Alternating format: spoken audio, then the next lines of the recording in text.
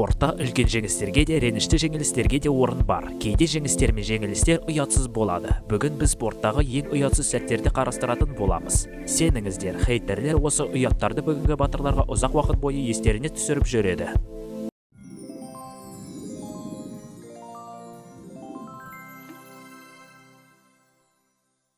Мен балалық кезімде гольф жарыстарына қарап, жер бетіндегі тесіктерге доп-домалатып кіргізуден оңай не болуы мүмкін деп ойладым. Мен өсіп келгенде тесіктерге кіргізу байланысты нәрселер ешқашан оңай емес екенін түсіндім. Міне, бір спортшы ең аз қашықтықтан бірнеше рет допты тесікке домалатып кіргізе алмады.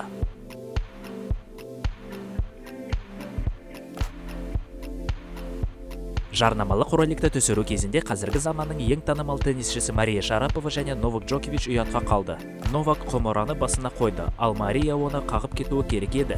Бірақ нәтижесінде бәрі осылай аяқталды. Give me best shot.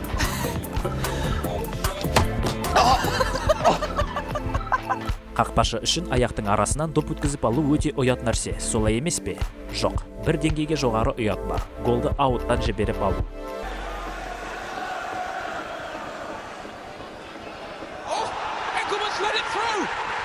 Бобслейстерге арналған костюмдер денеде тартылып тұруы керек. Өйткені бұл спорт түрінде аэродинамика маңызды. Кейде олар соншалықты кішкентай, сондықтан осындай ұят сәттерге әкеп соғады.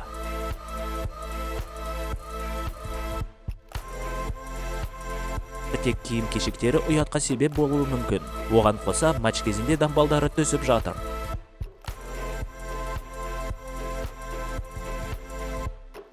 Баскетболда ең әдемі ұпайлар жоғарынан лақтырып салынған доптардан болады. Алайда кейде спортшылар күштерін асырып жіберіп, салатын шығыршықтарды бұзып жатады.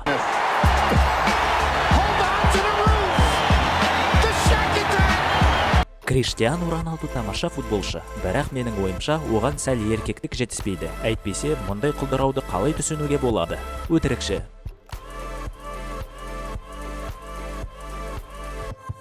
Хоккей ауыр спорт түрі, және әлсіздерге мына спортта орын жоқ. Әрдайым төбелестер болып тұрады, алайда жекпе-жек төбелестер кейде ұятқа айналып кетеді. Мен сіздің ыңғайлығыңыз үшін бейнені жылдамдатқанмын, өйткені сіз болмайтын төбелес басталатынын күтіп отырып шаршап қалуыңыз мүмкін.